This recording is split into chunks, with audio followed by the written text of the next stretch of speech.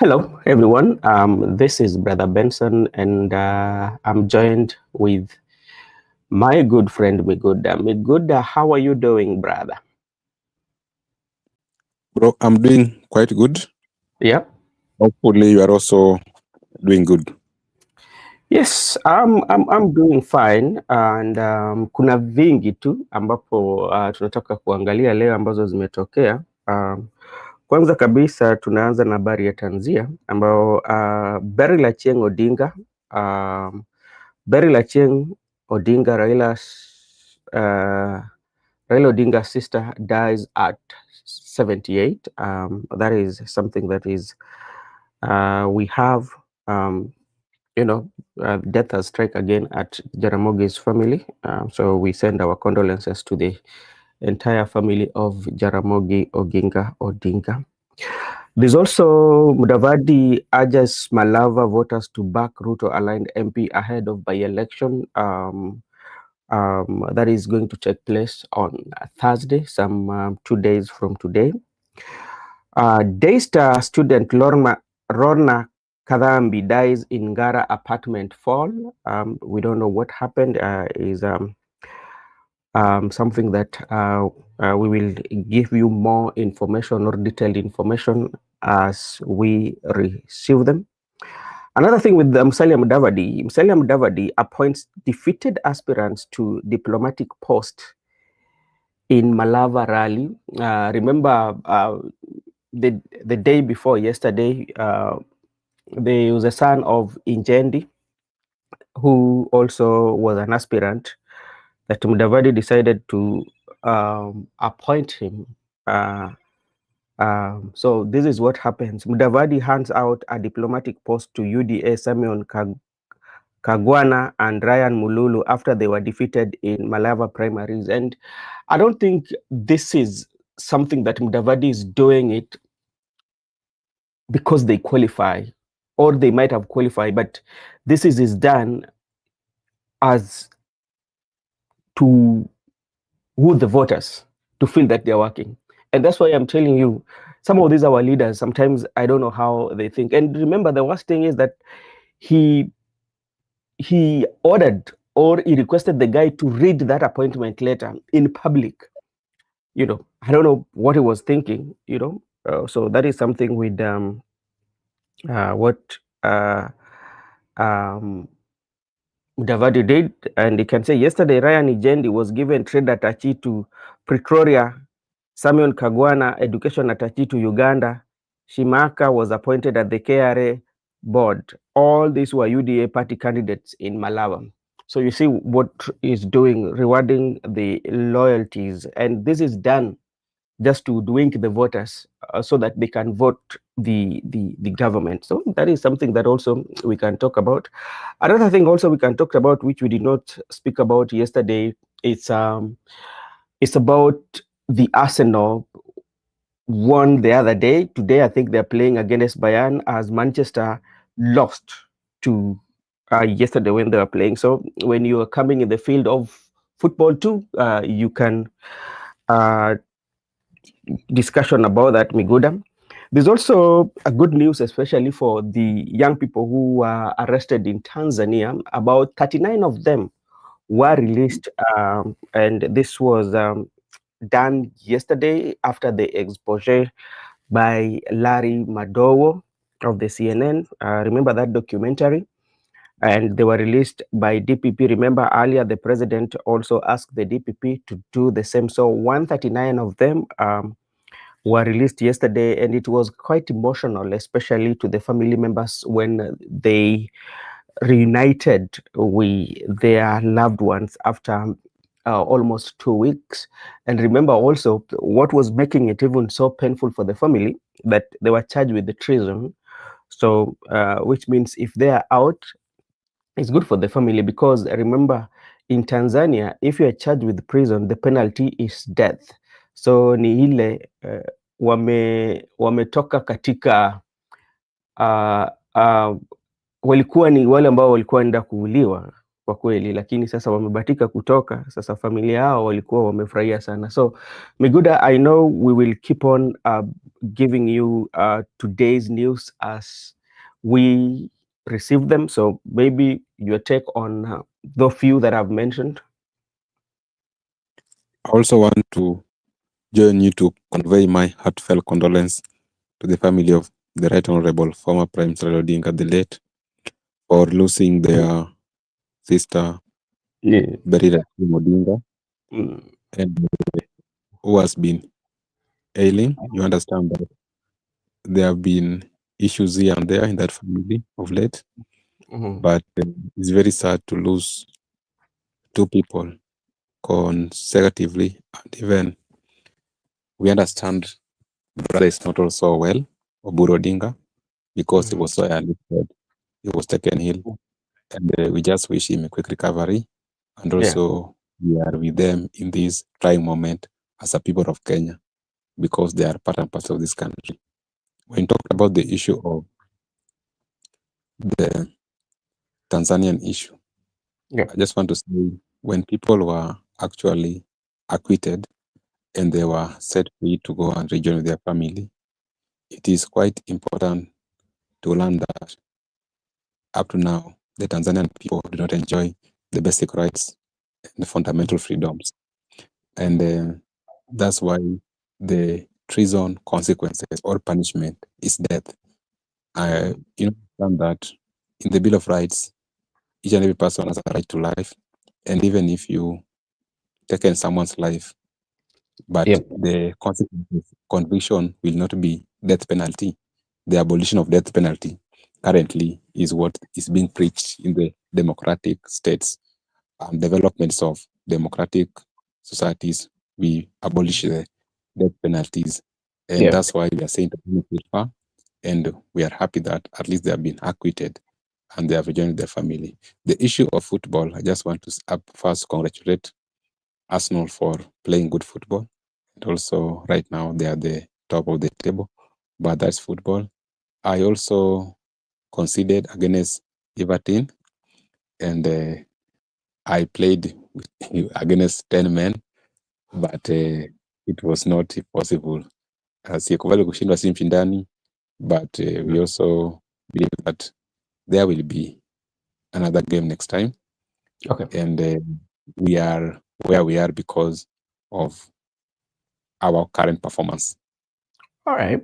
Thank you so much. And let me take this opportunity also to say hi to Goodyear and Brenda on the comment section. And Goodyear say, Brother Ben Media, where is United Barak? Nowhere to hide. United fans take it on the chin like Liverpool. Yeah, Barak will be here. He's still engaged somewhere, and he will be coming back soon, but he's kicking live and well. Miguda is only November. You can't predict. Yes. You know, something that I know of Arsenal, even though I'm not a very big in football, like in the early stages of Premier League, they usually do well. But like when it comes to the when you're going to the finish line, they find themselves losing. So that is also something that I don't know, maybe if Judith, because Judith I know is a strong Arsenal fan, if she can also assist us to understand the reason behind them when they start Premier League, they do play well and they don't concede as much. But on the last leg of the Premier League towards clinching the trophy or clinching the title, I don't know what usually come over them. They just find themselves losing, and I don't know for how long they've never had any trophy. The only time I think they had a trophy was I don't know, it's for 2 or 4 when they was unbeaten during the time of Thierry Henry, Will Todd, who else? Who else? Miguda, you don't know this? Walcott. No, leave about Walcott. Walcott came the other day. The Walcott came the other day. You know, I'm not very about the Arsenal. Yeah, 25 years ago. There were days during the people like who was this tall guy from France? Patrick Vieira. During the time of Patrick Vieira, there was Will Todd. There was Ashley. You know, Ashley Cole played for Arsenal. James Seaman. You know, during those days, yeah, Traore. Yes, they had the unbeaten David Seaman. Yes, the goalkeeper. They had unbeaten. Unbeaten season, and I think from there, that is when after that Thierry Henry went to Barcelona. So that is all about. So Judith, if you're there, you can as well come and share with us the reason why you start so well in the first leg of Premier League, but towards the second leg, where now people are headed to the trophy, you tend to lose. And we also have Champions League is going to be played today, and I think it's Arsenal versus Bayern Munich. So tomorrow we will come here and discuss the results. And if Judith, you're listening to us, also another developing story is here. The governor of Nyamira, that is Amos Nyaribo, has been impeached. He was impeached today. Among other things, he was accused of his abuse of office and violation of the law. So he will face the Senate. And if you look at the history of Nyamira, I think Nyamira is the county whereby there were two speakers. Back, we heard of that story. There were two speakers. And now the governor has been impeached. So he will be headed to the Senate. We will wait and see on how the Senate is going to handle this issue. Miguda, what can you say about the impeachment of governors? Do you think it is that time that at least that the law, the law, we should look at it and maybe introduce some law so that we can meet threshold? Because like, if you look at most of the time, the governors have been impeached of abuse of office and violation of law, violation of laws, or a violation of the constitution, or bad conduct, all that, but abuse of office usually the top in the list. Do you feel maybe we can introduce some threshold, and even before it goes to Senate, the members of county assembly has to prove how that office was abused? Because you find that this thing started in the morning, but by the evening it was also done, because like I feel like sometimes it's premeditated. It's not something that usually happens. Maybe politically also it might be influenced. Somebody might be influencing it politically. So that threshold, do you think it is about that time? Okay. Also, let me take this time to pass my greetings to Goodyear and welcoming Goodyear to the show. What happened? I told you that I've gone to that county several times, and I've even get opportunity to interact with the kinsmen of the governor. Mm-hmm. And from the look of things, I was there last year December. By the time we took a break from the Brother Benson media, actually that time I was in Nyamira, and I spent most of my time there with my friends. They were reporting to me that the governor is not actually working for the people. Mm-hmm. The governor is as a poor administrator, and even when it comes to employment opportunities, the government does not give out opportunities across the board. This is how he is doing it, favoring his close allies politically. To that extent, I think when the MCAs had to impeach him, because we understand that there are grounds for impeachment. You just don't wake up in the morning and impeach somebody. You must prove those grounds for impeachment. Mm-hmm. To do things like misconduct or abuse of power, leadership integrity, if he fails. To that extent, I can say that even if there was no proof of those offenses, but the MCAs were informed by the people on the ground that the government should impeach because he took the entire county to be a personal business whereby he operated as a personal business without consultation, leadership without consultation, leadership without inclusivity, leadership whereby you believe that you are the only person who have the monopoly to run the county. So I think up to that point, that's the much information I can give to the media. All right, thank you so much. I'm glad this evening that I'm joined by Makobura and Joseph as we welcome our two panelists also. I also saw a briefing this yesterday that a section of ODM members from Malava are throwing their weight to Seth Panyako. So like there's a huge support that especially ODM support base have decided to support Seth Panyako.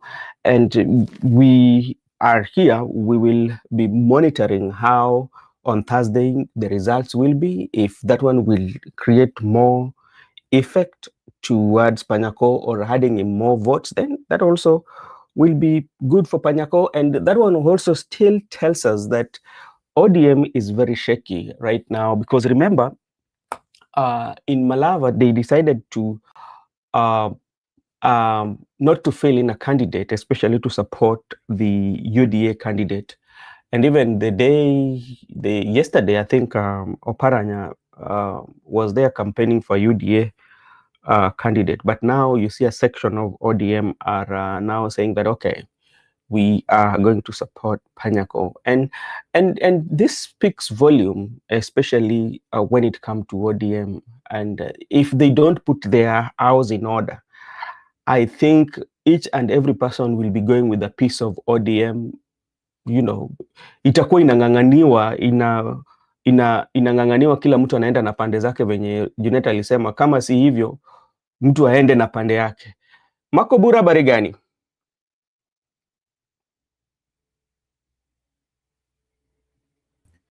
Good evening. I don't know whether I'm clear enough. Yes, you are. Okay, asante sana. Allow me to say hi to you, to Joseph, to Meguda. I can see Judith, I can see Goodyear, among others. Nawakaribisha na nawapigia asante kwa mara mingi kukuwa na sisi hapa. Asante. Okay, asante sana Makobura. Joseph, how are you doing? Good afternoon, brother. Good afternoon. Yes. Yeah. How are you doing? I'm not doing quite fine because we are still nursing the heartbreak by Manchester United yesterday. Okay. Unajua kwa nini nacheka? Kwa sababu mimi sichezi mpira sana, lakini hata ndugu yangu Miguda amekuja hapa ni kama yani hayuko vizuri. Afadhali singeongea, naona Gypsy na Goodyear na Judith wananichekelea huko chini. Na unajua hata Judith amefanya vizuri kukuja, kwa sababu tunaangalia timu ya Arsenali, kwa sababu timu hili wakianza kucheza when the Premier League starts, the first leg of Premier League, they usually perform well. But I don't know, along the way when people are starting, now they're going into the second leg of Premier League, they just find themselves not performing well. So we wanted Judith to at least to share with us what usually happens, that they usually start well but end in disaster mode. As Judith will be explaining to us that we are very sorry for Manchester United fans and even your hali ya game, so itabidi umezoea. Okay, my brother, we've talked about few issues here. Among them is about the impeachment of governor of Nyamira, that is Amos Nyaribo, has been impeached. We also talked about the passing on of Raila's sister, that is Berry Lachien. That is something that also we spoke about. So, and what else did we talk about? We talk also about, we went to Tanzania and about young men who were arrested during the protest were released yesterday, and they were happy to join their family members, and the family members were very emotional to receive their loved ones. Okay, that is what we've spoke about. So maybe let me start with you, Marco Bura. If you have anything that you feel we should know before we go into the main discussion, and then Joseph will follow.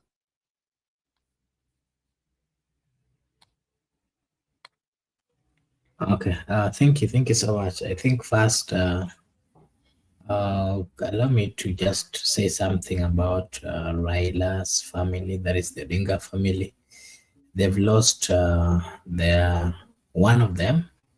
And remember, the Odinga family, the Kenyatta family, the Moi family, you know, all these leaders who have ever been in political positions in the highest office, in one way or another, they've always had an impact in what is done in the Republic of Kenya, and how quite a number of things operate.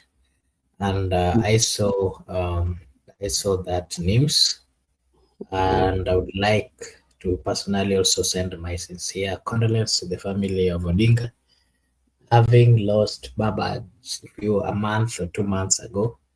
Now they're also losing a sister to Raila. I think it is a painful thing that they're going through now, because you know the impact of Raila's death to the entire country and to their family. And now another one has come.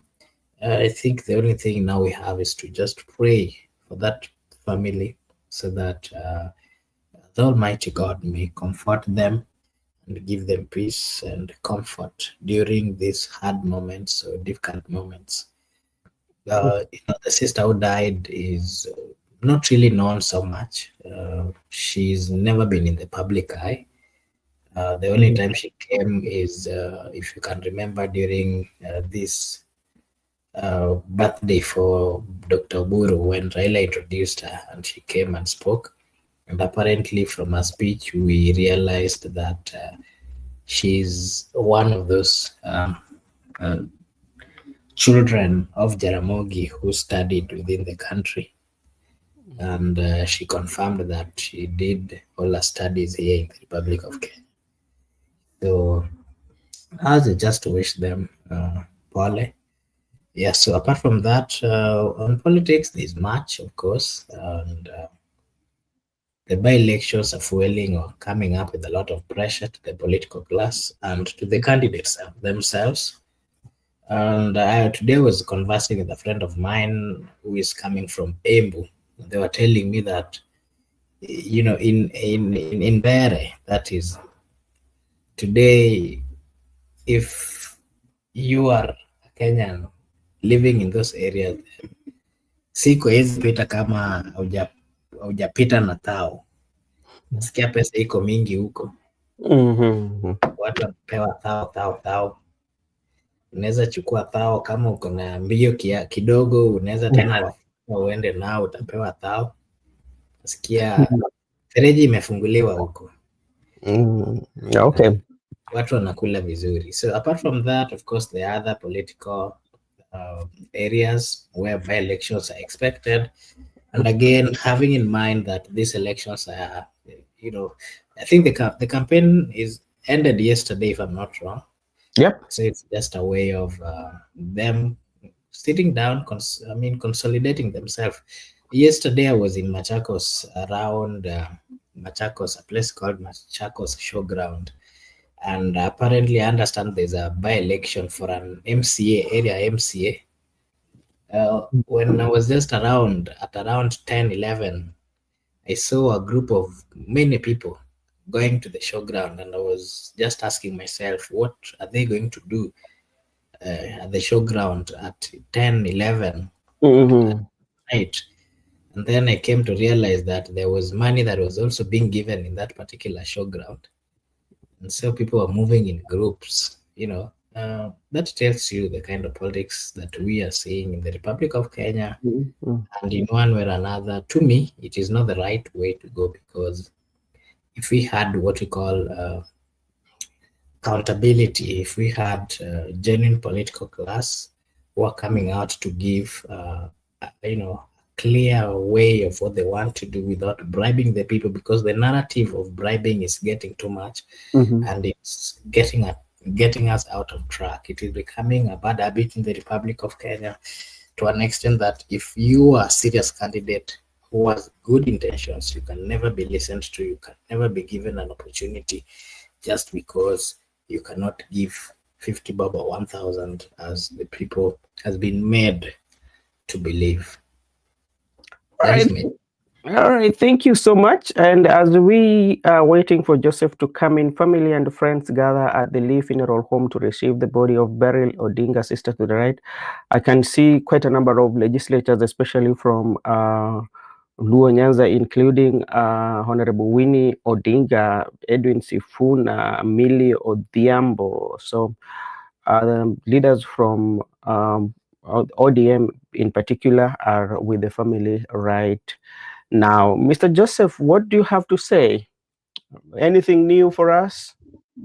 Thank you for this chance. And I want to pass my condolences to the sister and the family of the late Raila Amolo Odinga. Now they are going to lay down to rest the sister of Raila Odinga. It's very sad at these times, but what will we say? This is a road we all must pass through. So it's very sudden, and I want to send my condolences to the family.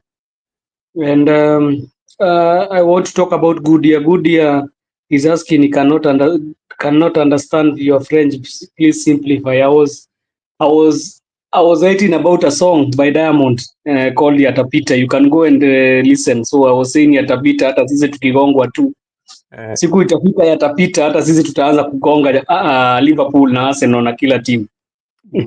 So let me add what our brother Marco Bura has said. Yes, people are eating, and they are eating very well. In Bere, people are eating every day.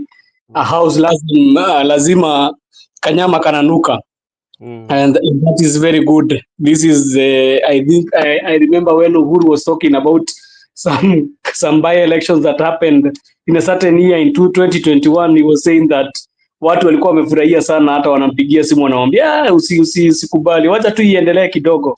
So I think the people are saying kwanza iendelee tu kidogo. Juu ile pesa imemwaga, hata wamalizi hawezi kumaliza ukula. They are eating mpaka wamalizi. Kama unasikia kangiri moja kanapita hivi, unasikia kengine unaambiwa kujia ngiri nyingine hapo. Wacha wakule, lakini wacha tu wapambane sasa, tuone nani atakuwa.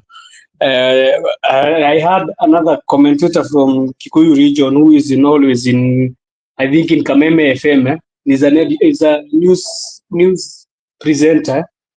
He was saying that hii ni wakati wa kutairiwa kisiasa. So I think ni either Gachagua atatairiwa kisiasa ama ni Kithure Kindiki atatairiwa kisiasa, kwa sababu he was talking what you were saying, brother Benson, by the way. He was saying this is all created by Ruto. He was talking about that. He said that these things, mpaka nikashindwa kwani hao walikuwa wameongea na brother Benson jioni. He was saying that this is a creation of Ruto. If he needed to take somebody else from Mount Kenya East, he could have taken. So he wanted to test something in these by-elections in Bere. So I confirm also that it is true what you were saying. So ni wakati ya mtu mmoja atairiwe, tutajua ni nani. Okay, asante sana. Pia naona ndugu yetu Msimamo pia amejiunga na sisi. Kaka, habari gani? Ndugu, salama kabisa studio hapo, na ndugu zangu wote wako hapo.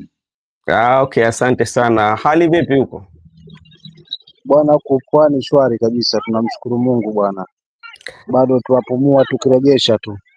Okay, asante sana. Hata tujaanza kipindi, labda kama uko na habari yoyote, labda unaweza katujulisha sisi pia tukuje kujua kuliko nini kule pwani. Kwa kweli habari mimi sina, labda ni hizi za tanzia ambazo ulikuwa mnazizungumzia hapa.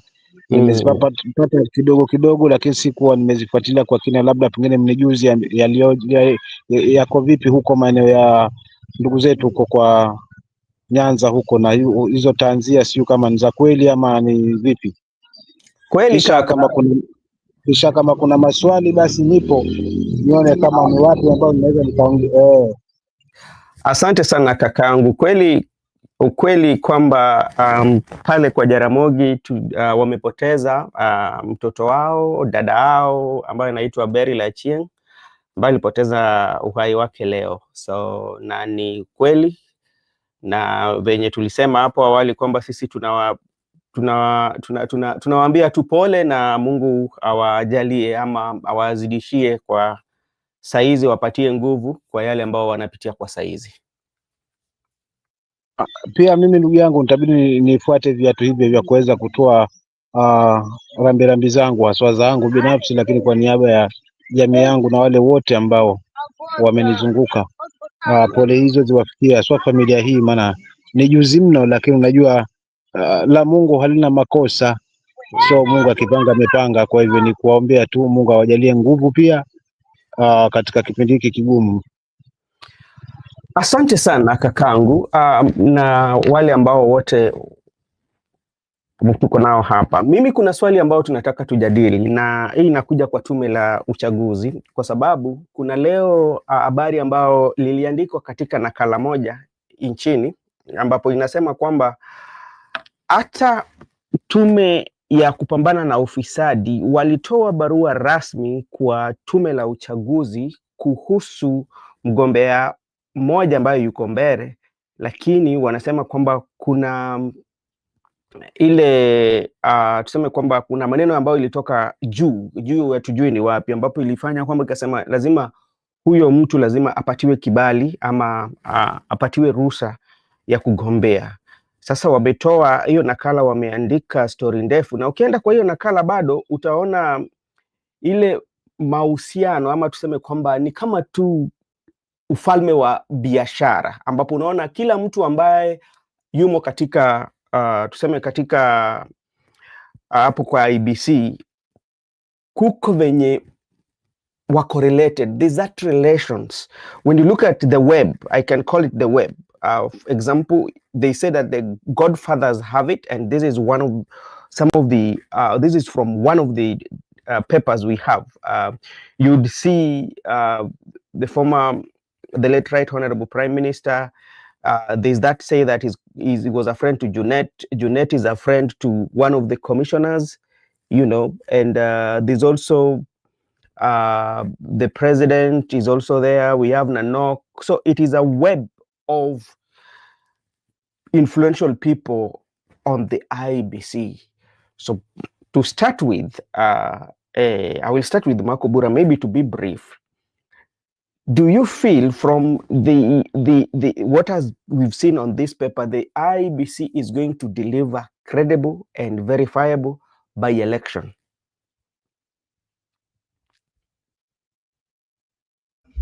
Okay, thank you so much. And I want to say that the Iebc has always been, accused of so many things. This is not the first time, several times. And the people of Kenya has never had what we call a full approval, or they've never really agreed with the formation of the Iebc. They've never agreed with the people who have always been appointed. But again, that has always been true, because if you do follow the elections that have been held in the Republic of Kenya, and the people who have been given the mandate to manage the elections, of course, the Iebc, the leadership of the IEB has not always been a leadership that is truthful, a leadership that conforms and follows the rules and the regulations that have been placed in the Republic of Kenya. They've not always followed fully the Constitution of the Republic of Kenya, and that has always been, of course, pointed out by the courts. Remember, the 2017 general election, remember the 2007 general election.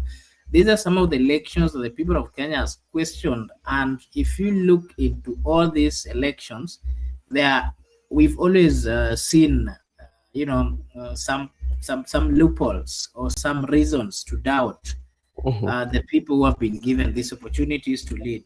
But again, one thing that we've noted as a people is that the electoral system of the Republic of Kenya are always manipulated by the political elites. And most of time it has been manipulated by the sitting government. That is something that has always been seen. If you see what happened in 2007, the sitting president of this government that was sitting then was accused of having manipulated the elections. Come to 2017, the sitting government was also accused of having manipulated the elections. Not once, but several times. We've always seen that.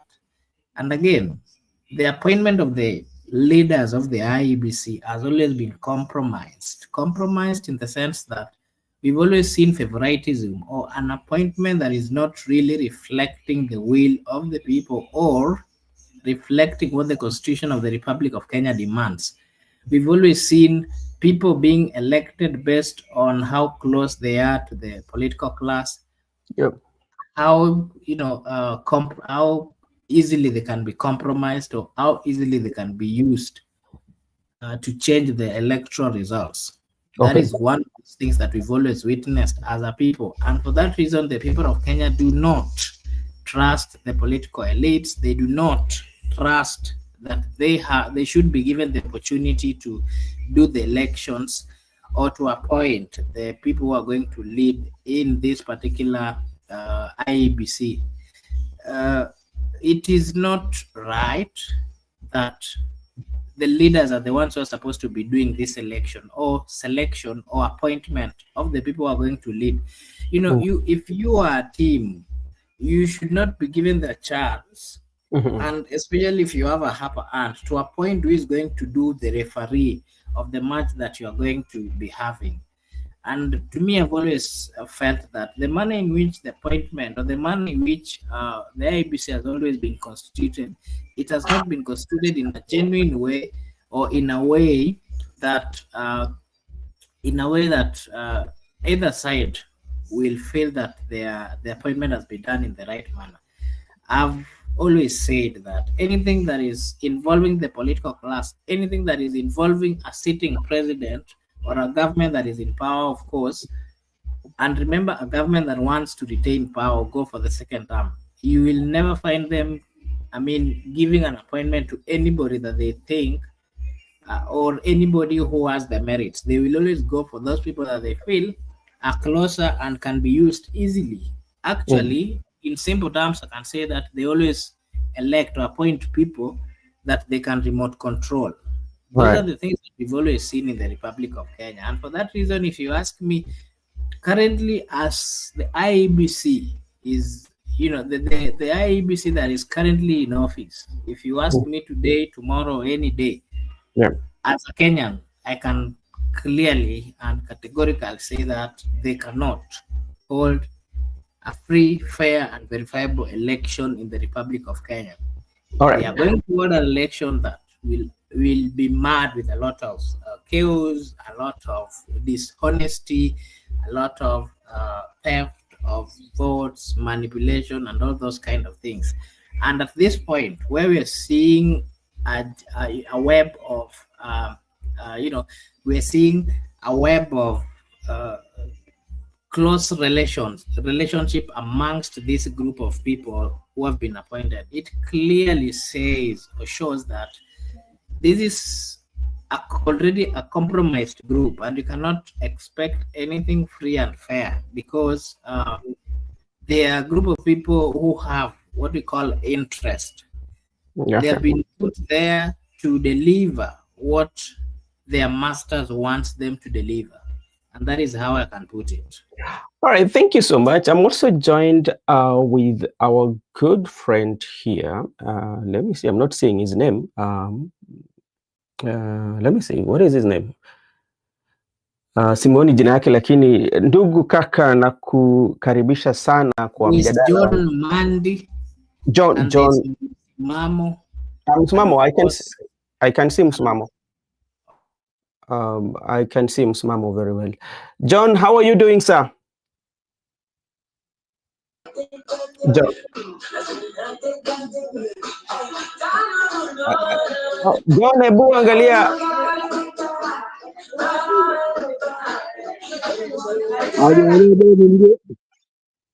John, hebu enda pale hakuna muziki bana, ndio sasa tukupate vizuri.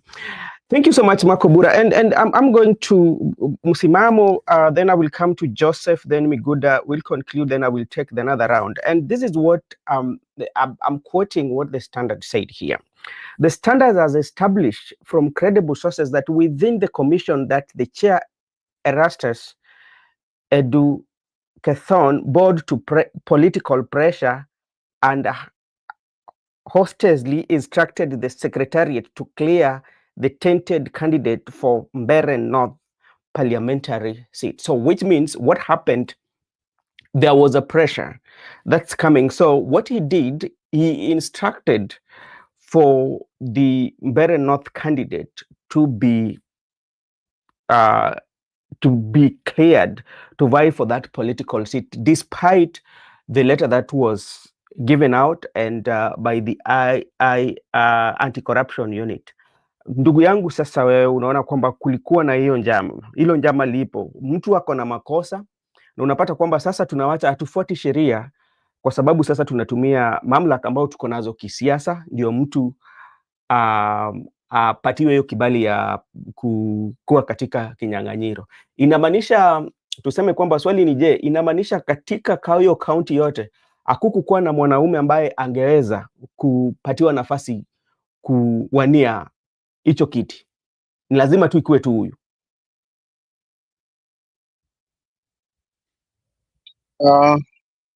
Asante ndugu yangu hapo Ben, kwa swali ile lenye tija. Kwa kifupi nitalijibu kwa kusema hivi: tuko na tatizo katika taifa letu la kufuata katiba na sheria. Unajua sheria ni ya wanyonge, walionavyo wana uwezo wa kuipindisha sheria. Na hili ni tatizo sugu, kwamba ikiona sheria imewabana wenye mbavu wanaipindisha kwa haraka, but ikiwa inamfeva yule mnyonge basi itabidi ifuatwe kikamilifu. Kwa maana kuna haja gani ya kulazimisha mtu lazima wakati kumetoka dosari? Mbona kusifanywe kile ambacho kina afiki kikatiba na kisheria? Kama ni mtu kusimamishwa kwa sababu hakuna masuala mazima na kufanya masuala mazima na una makosa fulani yameonekana hapo, mbona sheria isifuatwe?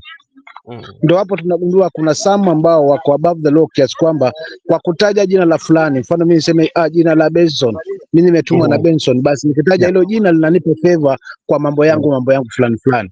So hapo ndo tuna mapungufu. Naweza nikasema kwamba kwa taifa tuna hayo mapungufu ambayo tunachukulia hayana msingi, hayana maana zaidi, lakini ndio ambao yanatukosesha imani haswa katika masuala mazima na hili swala la Iebc. Kwa maana kama watamuidhinisha huyu bwana awanie, itakuwa ni kinyume cha sheria, na ndivyo ambavyo watakuwa wamejionyesha asilia na rangi halisi yale ambayo atajiri aswa 2027. Kwa maana kimtazamo wangu mimi kama Msimamo nasema hivi kwamba haya ni marekebisho tu ya kuona na kutathmini kwamba kutaendaje kule mbele 2027. Asante. Okay, thank you so much. As Miguda is coming in, and this is another statement that came. Mudende is a UDA candidate in the hotly contested by-election that could determine President William Ruto influence in the Mount Kenya region. The anti-corruption watchdog recommended that Mudende be charged in connection with a total of Kenya shillings 643 million supply of oxygen manufacturing plant to Kenyatta National Hospital. And EACC forwarded this recommendation to Officer of Director of Public Prosecution as well as the Iebc. Miguda, what does this one tell you about the processes that we have, especially if the institutions that have been given the power by the Constitution to carry out such like investigation and gives you evidence, but you still go ahead to give the person go ahead to run, knowing very well that you are going against the law. What does this one speak about our institutions? Do they have power? And what again does this one speak about we as the people, even the leadership itself? Yeah, it is true that we have that institutions that has been given power by the Constitution to undertake their roles and function. As it may be, you find out that not that they are not powerful, they are powerful according to the power vested to those institutions by the Constitution, but you find out that even after all the provisions of the law and the Constitution, there is that real applicability of the law whereby it's now being applied. In its applicability, I think there is compromise whereby there are individuals who are not following the Constitution as it is, or the rule of law. There are individuals who do things their way as they think, and those are the people who should be brought to book. And that's why you find out that even after a well-documented investigation has been carried out and handed over to the IEBC, they go further to clear the said candidate, and now it's contested. There have been many things, like I've told before, not only the issue of clearing the candidate, but also the issue of electoral malpractice by the candidate and the sponsors. And one of the reasons that I am very much confident that these elections are going to be win in court is because of the issues you have stated, like the one whereby there is corruption allegation, there are been investigative report given to the IBC, but they have declined to clear the said candidate. What I understand is that IBC ought to be impartial, IBC ought to be neutral, IBC ought to be non-partisan, because they are the referee in this context. They are the body that ensure that they undertake our elections. But also, we have to agree that right now we the people are complaining about the IBC. But we have known from the time immemorial that IBC is a problem. To understand that people have moved to court, including Supreme Court, so that we can understand the electoral process in this country. But there have been some directives given out by the Supreme Court, and some have been followed, some have not been followed by the players, including the IBC. And the reason why I'm saying that is because we agree that is a problem. IBC is a problem. Our election body is the problem, from even the ECK, the one which was succeeded by IBC. But we have issues, we are the people. Because when IBC presided over the elections of 2017, we saw people like Matiang'i were in that camp, and they agreed the results. And they said IBC have done a very good job. They accolades the chair by that person, and also they agree with the result and say it was free, fair, transparent.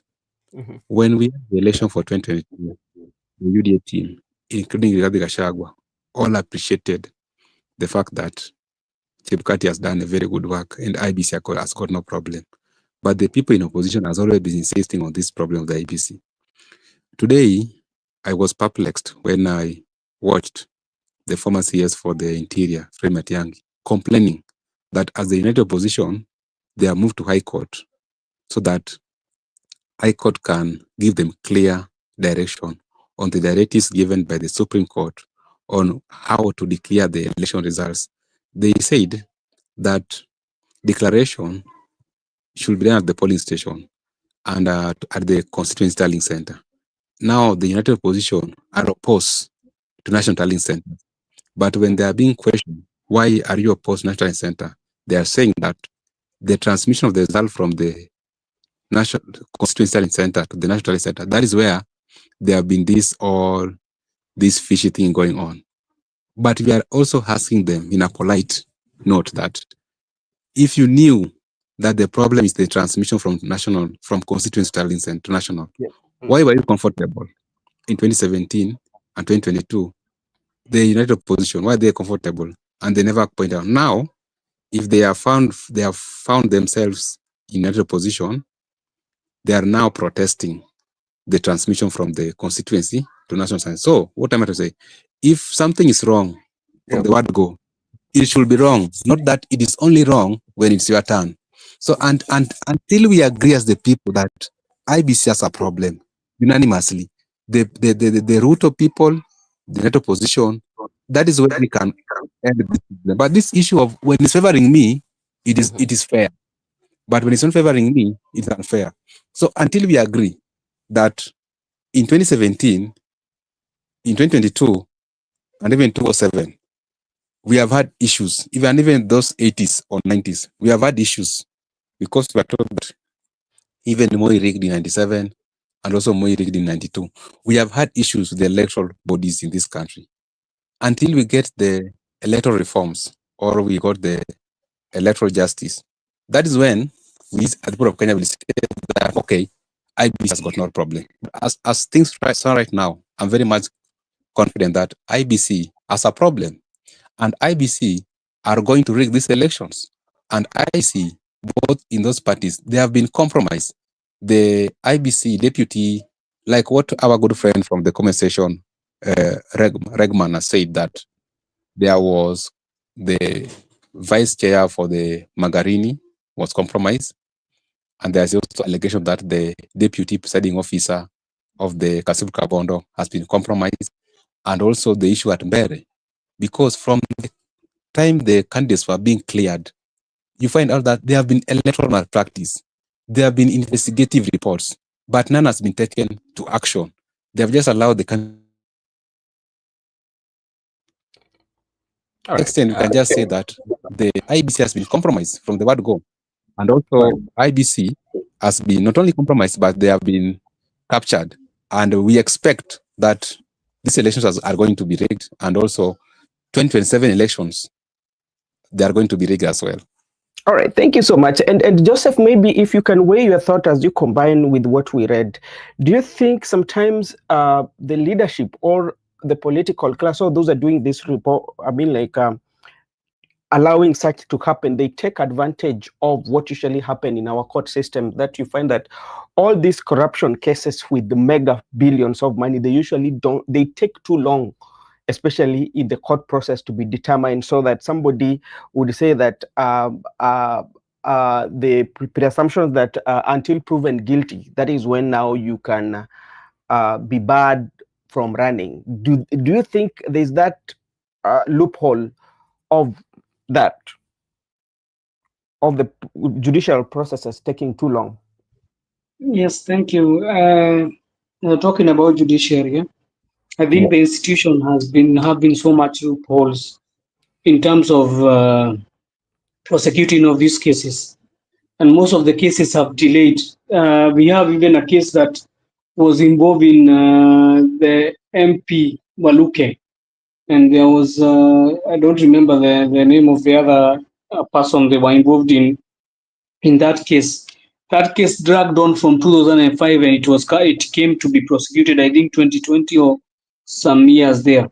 Yeah. So that is what happens. People also, the people who are doing these corruption dealings, they have also known that there is a big loophole in the judiciary system, and they know even if we take this money, we can be able to clean out the system before even they get to know to get the evidence and the witnesses to come and testify. And most of the time, these loopholes have made even some people, some witnesses to disappear, and some evidence to disappear. So I think our judiciary, sometimes it declares verdicts, but it is still lagging behind in terms of corruption cases should be dealt with there and then. They should not be given time at we want to give you time for doing this due diligence, what, because they are brought in these cases from the director of criminal investigation, who is the DPP. They are supposed to come and see if the evidence is sufficient, and they try to prosecute these cases. Because the more they delay, the more people don't care now. They see, even though hiyo kesi ita delay, itakuwa kwanza nimekula hii pesa. So this is the loopholes we are talking about, and it's very unfortunate that our criminal justice has been like this. So I'm reminded by Father Dan, it was Waluke and Wakungu. They were involved. Was it maize scandal or was it water scandal? I remember maize scandal or was it water? It is maize scandal. Maize scandal, yeah. So and they were involved. And remember the other day he was suing for defamation. He wanted some money back for defamation. Dan, you can confirm to us that, Father Dan. And that was a case which was in 2005, I think, 2006. That is a case which has taken how many years now? It had taken almost 19 years. Because right now we can see, no, almost 18 years, because now we could say it is 20. So that is what happens to this criminal justice system.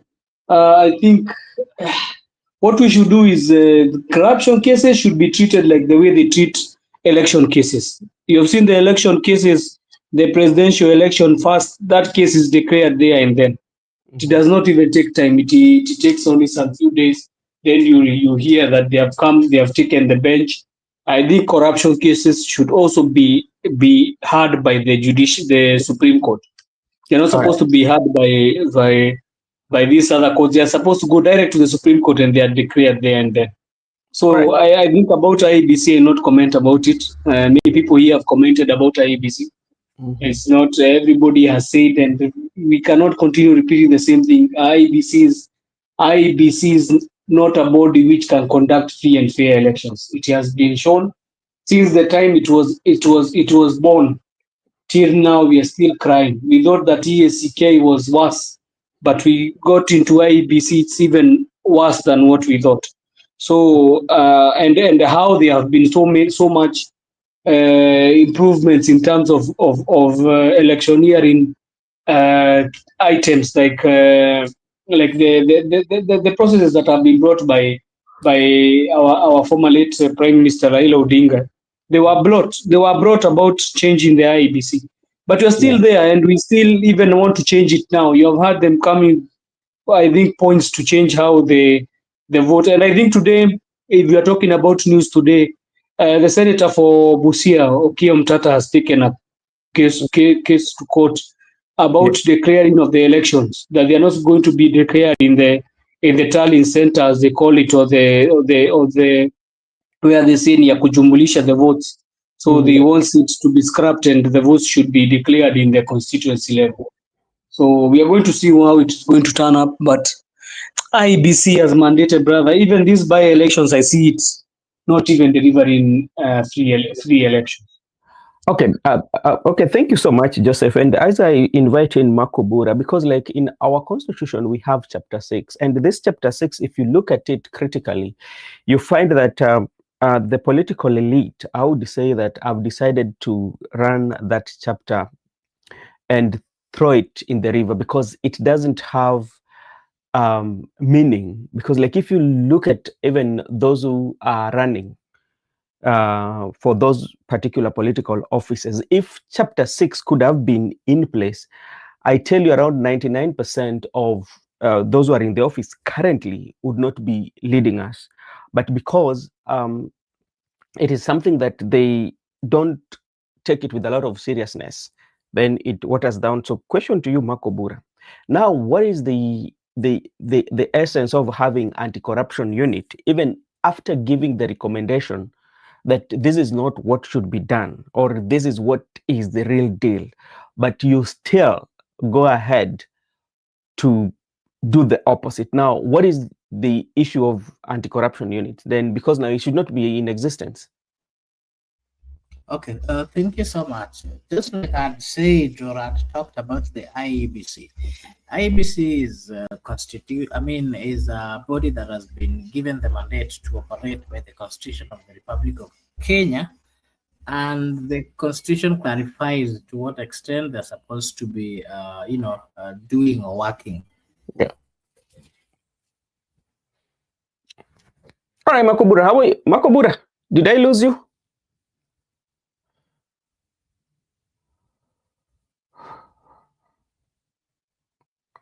Okay. I think. Oh, yeah, go ahead. Yeah, I'm saying that as much as, for example, IEBC has been given the mandate to operate within the Constitution of the Republic of Kenya and given the powers, most of time they've not really done well, or they've not, performed. And out of the several negligences, or out of them not really respecting what the law says, we've ended up into serious fights where elections have been disputed not once but several times. If you come to the EACC, to me, if you ask me, I'll say that is the toothless body that is currently operating in the Republic of Kenya. They're receiving money from the public or the taxes of the people of Kenya, but on the ground, they're doing nothing. The EACC as a body is one that, of course, has been given a lot of power. And if they exercise the power they've been given, they can do a lot of things. We've always seen them coming up or being, told where to go by the political class. And that is where the problem is coming, because all these bodies, they're independent, but most of the time they've always waited, or they've always been given instructions by the executive or those in power. And they are being used to silence those people who are coming out to criticize or to point out the negativity that is happening within the government. So sometimes you even ask yourself, what then is the role of the EACC? What then are their role? All these independent bodies that have been given, for example, the power to investigate and to come up with a way of assisting the people of Kenya from the jaws of bad leadership. They've not followed the law. They've not done what the Constitution of the Republic of Kenya says or the mandate they've been given. And if you ask me, all those people should be fired. If they cannot do as per the Constitution, then the body should then be disbanded, because it does not make sense that a body is being funded by the taxes of the people of Kenya. They've been given everything. They've been given all the experts, everything they need to ensure that they bring forth the cartels, they bring forth a message that is going to assist the people. The other time we've seen them following up some political class.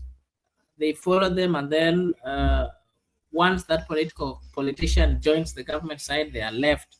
Once they're on the opposition side, they are followed. And then you ask yourself, then what is the way forward? What is the way forward? And you also find that this political class who are maneuvering to remote control all these independent bodies are the most corrupt in the Republic of Kenya. So you find that whenever these independent bodies are in bed with the political class, then there is nothing effective that they can do. To me, they have done nothing, and they should be disbanded unless they come out to justify that they are truly there in existence and they're doing what the Constitution of the Republic of Kenya expects of them and what the people of Kenya expects of them. All right, thank you so much, Mr. Makobura. And this would bring me to this question, and maybe Joseph can handling about these constitutional officers that are given the powers, especially to handle some issues that should be or issues that should be in their purview, or issue that they should be tackling, especially come even to the ones that usually handles the hate speech. We've seen quite a number of politicians making kind of like hateful remarks. There are someone in those offices. We don't see them being held responsible or even taken to court to answer some charges. Now we are seeing EACC is making a recommendation to the IEBC. But what happens? They go against that. So when you look at all this, and even look at better what was happening, you look at the resources whereby the civil servants who are not supposed to be participating in politics are on the ground campaigning, and the IEBC does not even say any comment. And at the end of the day, we would say that we are democratically, we have institutions that are working. So my question is, how even are we planning? Because like right now, we know what is in the pipeline. We are going towards the Asian giant. how can we go to the Asian giant yet we are experiencing such like issues that are very, very, very minimal that we cannot handle, Mr. Joseph? Yes, thank you for that question. I think there is clearly something wrong with IBC. Something really wrong with IBC, because you cannot be having CSs campaigning and you don't see that as a problem. You cannot be having killings that are happening in certain campaign areas and you don't see any problem. You cannot be having bribery of voters and you hear there is no problem. They neither see nor hear. I think the eyes of IEBC have been kept shut, and they cannot see nor speak. So if they cannot see nor speak, why do they want to give us an election?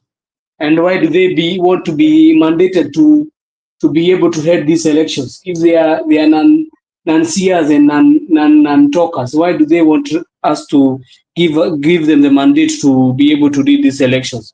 It's such a shame. And the guy who is heading the IEBC should feel very ashamed, because it is a disaster. He knows what has happened to the certain IEBC chairmen who have been there. They always leave that seat feeling very shameful and ashamed because of not giving credible elections. So I think IEBC, the problem that we made, Brother Benson, is one. We gave politicians the rights to have them be able to bring IEBC commissioners in fold. If we could have removed the political parties or the political players from getting IEBC and gotten a very serious outfit from the people who could have tried to see, it is very unfortunate that now everybody is pulling themselves to where the party is telling them. These guys are politically aligned to certain parties and certain players. So how do you expect them that they are going to rule against what they feel in their heart? They feel that, like now the chairman, we can see, I don't want to come here and talk about him so much, but you can clearly see what he's doing. You cannot be that you're being told somebody's corrupt and you're still bringing him back to run for a seat, and already he has been given he has corruption cases to answer. So, but what can we do? This is Kenya, and this is a new Kenya. So IEBC will do whatever they want to do, and there is nothing. Nobody will question them. But let us see if it will be permissible in court. That guy, if he has corruption cases, now the problem is that Mbeere County will always have problems, because this guy will be running in and out of courts. He will not even be able to registrate good laws about his constituency, because he'll be there thinking about how I'll be able to clear my name of these cases. So another thing I wanted to say, you made me laugh, Brother Benson, when you said Asian giants. I think we are going to enter the leagues of Asian dwarfs, because we cannot reach the league of Asian giants. If we continue with this trajectory we are going, I don't see if we are going to reach that destination. I think we are trying to go to that destination with a car which does not have wheels, which does not have even brakes, which does not have even acceleration.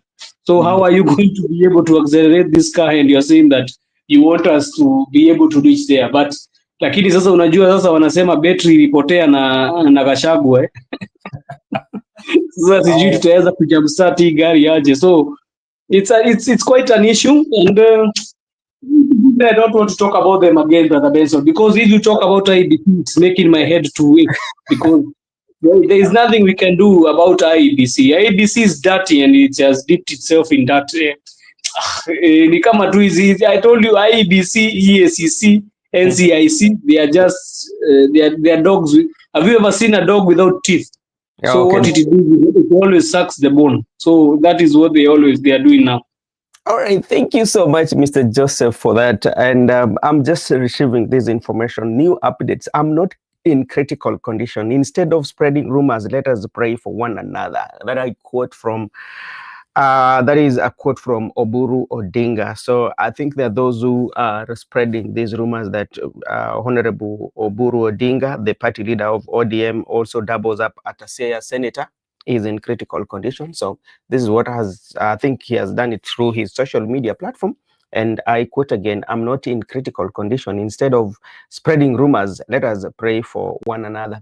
I think the reason why people are spreading these rumors is because, like, being the eldest, you know, they usually say that he's the person who was supposed to break the news of the sister. But, you know, people are now saying that, okay, you should not. But from all indication, this is from the party leader of ODM and from his social status. So for those who are spreading rumors, the other day also I saw people were spreading rumors about Jeff Koinange, you know, that Jeff Koinange.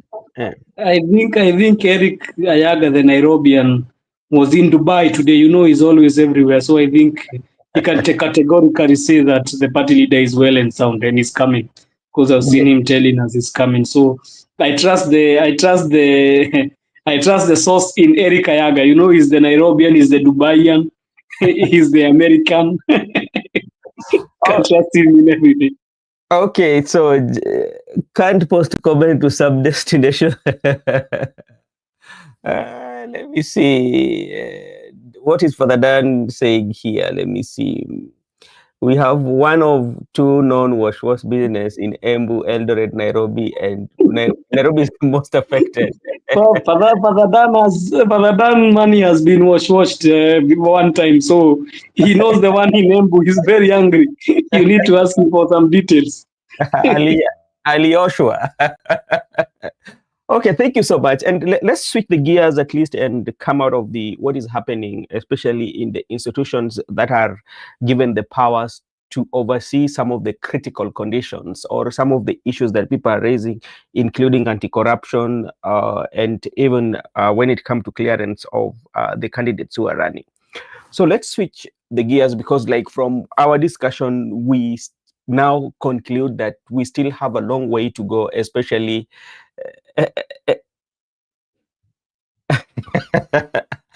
labda unajua technology, unajua kuna labda jui kutumia hizi simu zetu baba.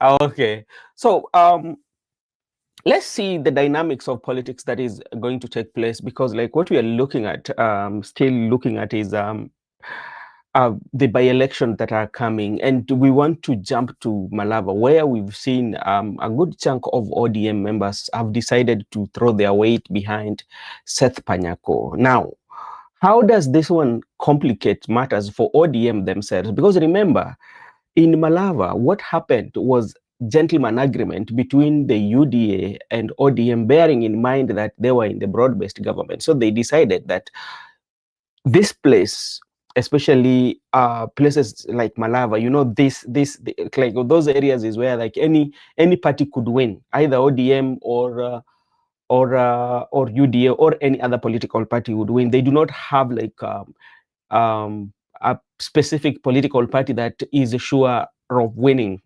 especially 100%. But now there's also a group of ODM, including the ones that are behind Baraza, who are supporting the UDA candidate. The other ones who feel they are not aligned to Baraza are supporting the DAP candidate. What does it one mean to ODM going forward? Because in the event that Panyako wins, you know, the ODM members will take credit, you know, that we are the people who did that. And that one will send signal, especially to Baraza and those who are opposed to him.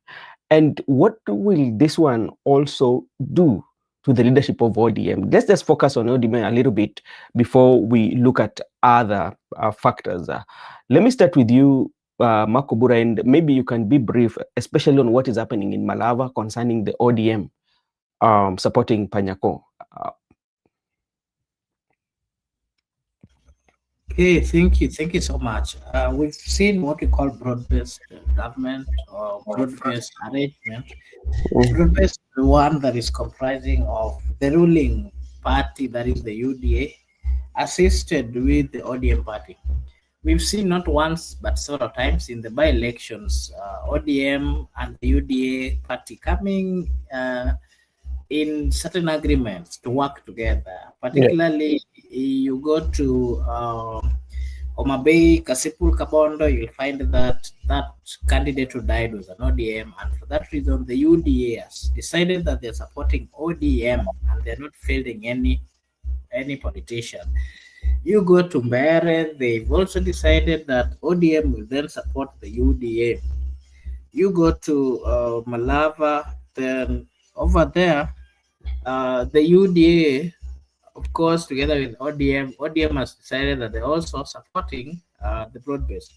And those kind of arrangements are ones that are based on the arrangement or the signings that they had. We remember the UDA and ODM had a written agreement, of course, based on the 10-point agenda. Once which came up after the the consistent demonstration by the young people when the ODM decided to assist the UDA in their own way of explanation to stabilize the country. And out of that, they signed an agreement or a memorandum of working together. Let me put it that way. If you go to Malava, we are seeing even the opposition side, they're also coming together.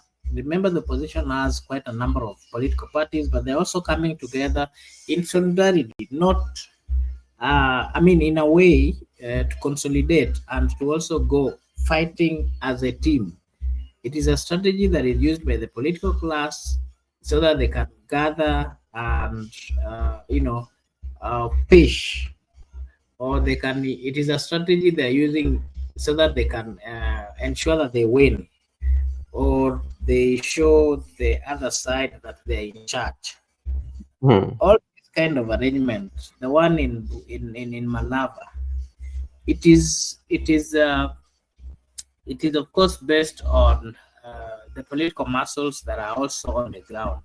Remember, the opposition side led by the DAP is preparing or is supporting Panyako, and they have all rallied behind him as a way of giving him support so that they ensure that the united opposition's candidate win. If you go to the government side or the broad-based side, they're also supporting a candidate.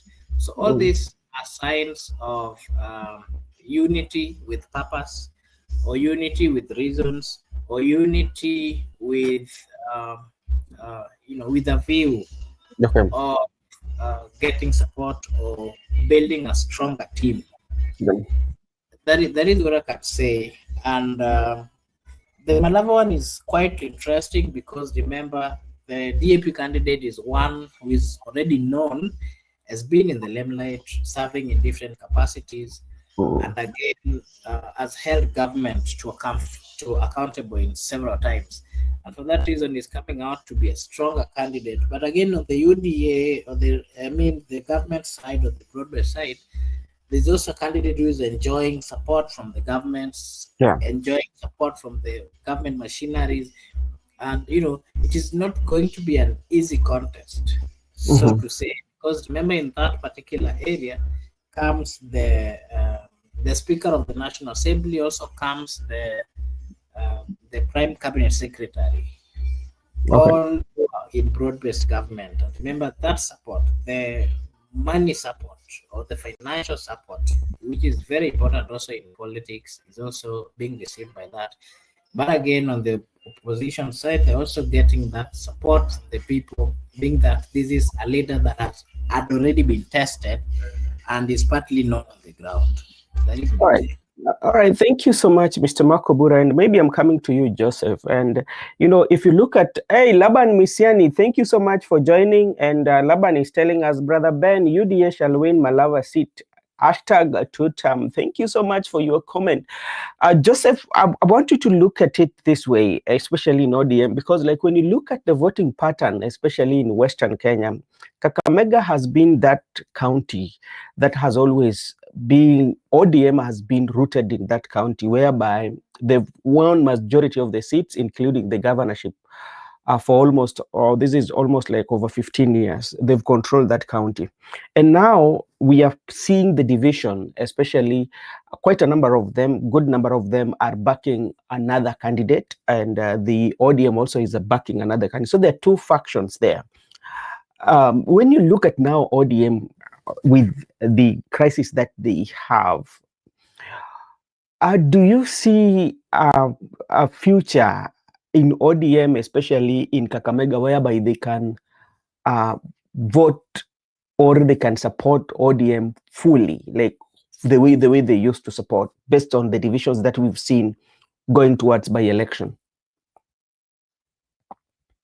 Yes, thank you, Brother Benson. Sorry, I thought you had talked to me earlier. You know, nilikuwa nimeenda kupewa misheveve. Something you call misheveve. So, thank you. I'll comment on this one. I'll say one thing. There was that vote which was Raila's vote in Western. And Raila had a huge vote following in Western. So that one is the one which is up for grabs, because we'll be able to retain it. Yeah. Will Musalia Mudavadi be able, or Wetangula, to retain that? Or will Natembea take that? Or will Natembea, Eugene, and the likes of Bonnie Halwale take that? So that is the bigger issue. And the problem is, I've not seen so much of ODM in Western. Have you seen so much of ODM in Western? I've not seen them. We have not seen the likes of Akina Otsotsi. We have not seen the likes of Akina Sifu. Sifuna comes from Western. Who are the other MPs who are from Western? I think we have not seen, and I think even Western is truly changing, Brother Benson. Which MPs are from ODM in Western? No, even I don't know them well, because I'm trying to figure out some of the MPs I know from Western. Is Nani from ODM? This guy, this funny guy. It's called this guy, funny guy with the Rasta hairs. Nani? No, that is DAP. Is DAP? Yeah. That's why I'm asking. That's why I'm asking. Which MPs are from ODM in Western? Because even after to think about them, I'm getting only two. We have the one that was vying for is called who? We have Tindi Mwale. We have Bishop Kabala. Oh. We have I'm forgetting his name. We have the one from Busia who are almost all of them. They're coming from Kakamega. We are just talking about the Kakamega. So that's why I was saying, Brother Benson, I was saying this. Raila was only the one who was left who could be given votes from Western. Now, I don't think ODM can hold it together in Western. That will be impossible for them. It is even becoming impossible for them. They don't have even a candidate. Let them not say that they were supporting UDA candidate. They don't have even a candidate. And Western politics supposed to be mostly candidates. I can see Laban there telling me Western is purely ODM. How? If most of the MPs you don't have, how will you be ODM purely?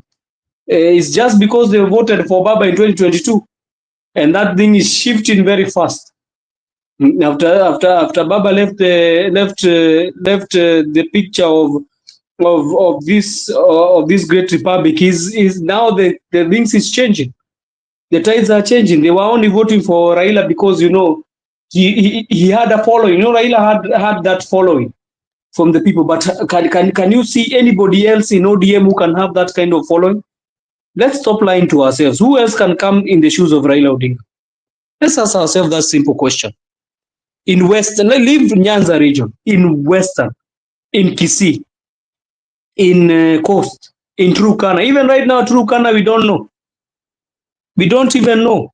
It cannot be comprehended because we can only come here and speculate. It is in ODM. But how will we know they're still in ODM? We don't know if Turkana will change the shift and vote for UDA. So it's quite a very difficult affair because the void that was left by the late Honorable Raila Odinga, cannot be filled by most people. It can't. It is impossible. First in Western, in Kisii.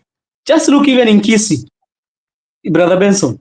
Yeah. Even as we go to Kakamega, look Kisii. Kisii, the only person you're seeing now campaigning for ODM is only the governor. Go and look at the MPs. I gave to you the names yesterday. Do you see them there? No. Most of them, even the ODM voted MPs, they are out. The likes of Akino Nyonka, the likes of Akino Kongo Morgan, they are out. So I don't even understand. The senator of Busia, by the name Okia Umtata, left even the bus a long time ago. Okia was not an ODM member. But you know, he was supportive of Raila in the last election. We are talking about the support base. We are talking about everything, support base of, because you know this whole thing is spinning up. Even if you like to accept or not accept, Brother Beso, this whole thing is going up to who? One and only Raila Odinga. It's going up to them. But now that is not there, who can take the mantle of ODM? We are seeing they are squabbling everywhere. They are fighting. Everyone is for himself, saying even we can tear this party apart. There is no reason, and that's why I came to believe that Raila was a reason in ODM, and his authority was final. When he stamped his authority, nobody could question him. Do you think the likes of that lady could have gone and questioned Raila Odinga party as a party leader? Could she have gone to court? No, but she can go and question Oburu Odinga. Why? So let us not come and lie to ourselves here. Let's just say as it is. I know we have ODM members here and they are going to clarify. But to say the truth, in these other regions, it is becoming very problematic for ODM. It's not an easy task. Even Kilifi, it will not be. By the way, if there is a place I thought ODM could have won without a struggle, is Kilifi. Kilifi by election, ODM could have won without a struggle. But right now, it is struggling. You can feel it, even if they are saying mambo ni noma. Yeah? You can feel it that they have an issue. The DCP wanapelekana hapa kwa hapa ana kwa ana. Yeah? And same likes goes to the likes of UDA. They are still struggling in certain areas. Yeah? So their MPs are going left, right, and center. You see in the coast the person who was of reason for them, Akina Jicho Pevu. They have only been left with Akina, it's called who, that guy, Hassan Omar, who has never been elected in any elective seat. So it's truly amazing. The only problem that you have in Kenya is that they don't want us to have the elections. But for the game that is played in politics, it can always amaze you. It will always amazing. So that is what is happening. And Malava will be a highly contested one. I've seen Sel Panyako analia pia. Sijui ni nini analia hata yeye. I think kila mtu analia. So we are going to see what will happen. But that is just my observation. Okay, now, thank you so much, Joseph. So what is happening, from what I'm finding, that we have 12 constituencies in Kakamega County. Out of 12 constituencies, we had 10 were ODM members, and two were not ODM members. That one included Salasia and the current Malava.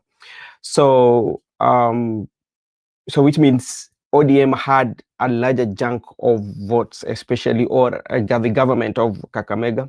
But if things to go by, that the UDA is going to win the Malava, or if they win, it means that it's only Salasia who is going to remain in the opposition, because we know that ODM is working with the government. But it's not, that is according to some information that were written some 3 months ago. But what stands is this. When you look at what is happening in Kakamega for now, there's something that we also have to agree, you know, especially even those who are supporting the ODM, that it is not strong as it used to be. The glue that brought them together was the Right Honorable Prime Minister Raila Odinga. And the Prime Minister is no longer here with us, or is no longer with ODM, you know.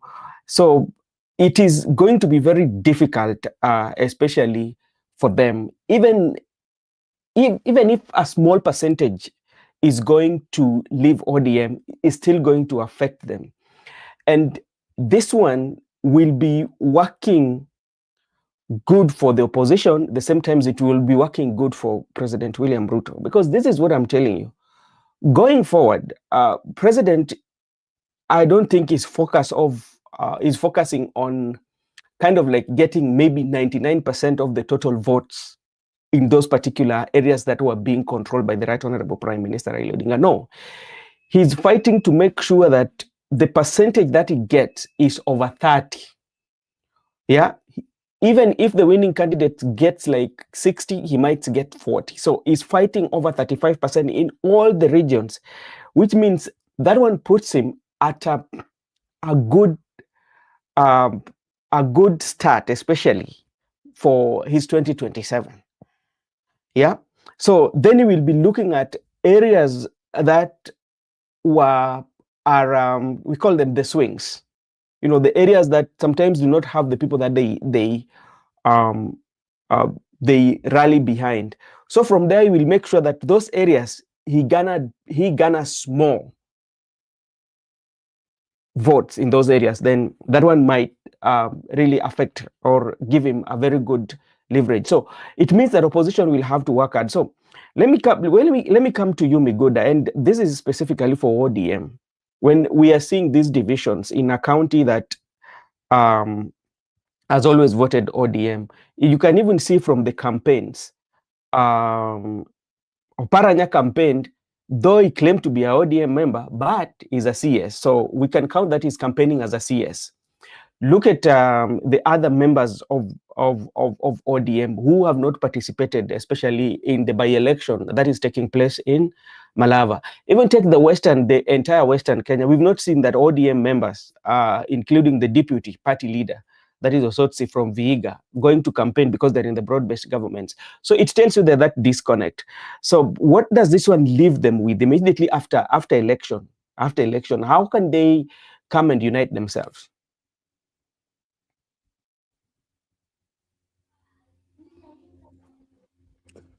You know, there is a problem in ODM. And the problem in ODM began when Raila was alive. Because the division between Oparanya and Friendly Baraza manifested when Raila was alive. And also you heard that there were some people also complaining that if they were not going to be given certificate, for instance, Nairobi gubernatorial, Raila supported Sakaja impeachment and also supported Sakaja not to be impeached, and also there were rumors that Sakaja was favorable. The Babu Wino threatened to walk out to wipe. So there have been problems, and also since people went to government, there have been different views, unlike before whereby we could get instruction from one command center. Now people have been giving different instruction. And Western, though there have been majority of people are like, even in Busia County, don't focus on Kakamega, even in Busia County, most of the members of parliament are from ODM, even if you go to Kakamega. So, but others are also other political parties. And even if you go to Vihiga, the governor and the senator are both in ODM. But ODM has enjoyed that mass support. I can just say, when Raila passed away, there have been a problem. I think there have been a sharp division within the party because there's no clarity from the decision we are getting. What SG is saying is not what the chairperson Wanga is saying. It's not what Oburu is saying. It's not what the people experts are saying. And the reason is because you find out that if Wanga want to lead the party, people are not going to follow her, because if you look at her inner circle, people like Opondo Kaloma in her inner circle are going to influence the decision of the party. So if people like Opondo Kaloma are influencing the decision of the party, Who can you follow? And also they are making it to look like a Luo party. Remember when Raila was alive, it was the national party. But right now, Wanga is trying to make it look like there's a problem actually, whereby, you know, if you interact with the people on the ground, the people are dissatisfied with how ODM is being run currently by the leadership structure, including how some people are telling people that they must do their way. So there's a problem from the people. But as things may look like, I can say that there's a division in ODM, because there are some people who are not going to listen to other people. You know, when Raila speaks, people could listen to him, and people respected him, gave him utmost respect, unlike Wanga, unlike Oburu. Because if you don't serve my interest in the party, I have no business to be in that party. If you don't serve my interest, why should I be in that party? That's what's happening. There are people who are threatened that when the leadership of Wanga take off, they are not going to be given certificates. Or either the leadership of Oburu takes off, or whoever leadership. Well, there's something like Junet influencers. So there's a lot of problem in that party. I can just say, if they've taken a stand, majority of them in the Kakamega County to support, that can tell you that actually the people who are in ODM, they have declined the proposal BBG. That with them, they are siding with the PANACO, not the UDA, because BBG, there is ODM and UDA. But if you see a good number of them, 10 lawmakers, a number of them siding with the UDA candidate, not siding with the DAP candidate, not the UDA. It can show you that they are not going to, you know, the problem is, going forward, we have buried Raila. How is this party going to be led? That's what the problem is. If you can't get our grievances, we are ready to walk out. That's how people are arguing. And we can just say, on a light note, that let me quote what Governor Vado said. ODM as a party is just the rain which has just fallen. It's not coming anytime soon. By the time we laid our party to rest, now it's very disappointing that the people who are left behind have failed the people to carry the party forward. But for now, I can just say we give it the benefit of doubt.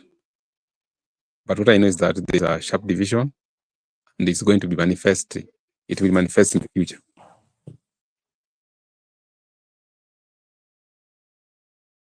Thank you so much, Mr. Miguda. And you know, when we're looking at the lifeline of ODM after Raila Amolo Odinga, this sets us back to the history of political parties. The reason why ODM will still find it very hard is because how our political parties have always been formed, or they've been running. Even as much as we all agree that the way ODM was formed as a party that fights for social justice and a party that gives that democratic space, and other things that the ODM has really fought for. But something that they did not consider, or the people around the Right Honorable Prime Minister did not consider, was to create with all those structures, but they still relied on power or the presence of the Right Honorable Prime Minister Raila Odinga. And that's why that even every meetings that they are today, nobody can speak without mentioning the name of the Right Honorable Prime Minister Raila Amolo Odinga. You know, that is one. Secondly, it also tells you that our political parties are individually owned.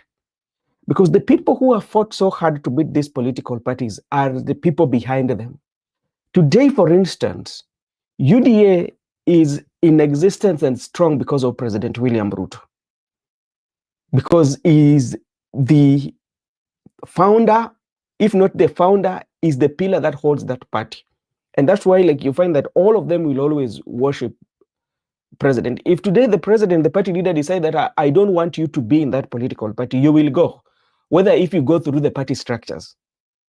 That is also what happened to Senator Orioba. Because if it was where the democracy that is being said exists, then there was no way that Orioba could be chased out of the party. Yet the other day we saw Kimani Ichung'wah and Arun Cheruiyot, who the senior members and also the leadership in the party are putting on the hats that belong to ODM. So the political parties are around individuals. And that's why even Azoburu being that party leader of ODM, he cannot glue the ODM, because also you have to look at the political history of Oburu. When Oburu wanted to run for governor for Siaya with Rasanga, he did not. And what happened? The brother had to come in and assist him. He had to go to Yala. Then there was a time he had to run. When he lost it, he was nominated. You know. So tell me, if the leader now is somebody that ran, and at some point he was not able to be elected by the people until recently of the Siaya senator, that is when now I would say that he was elected. So, which means his political journey was anchored under the shadow of Raila Amolo Odinga. So the ODM, they have to, and Laban has to hear that, they have to do 20 times of what Raila did to keep them together. If not, itasambaratika. Aja kama itasambaratika, but it will split into two. That is my take. Makobura, I'm coming.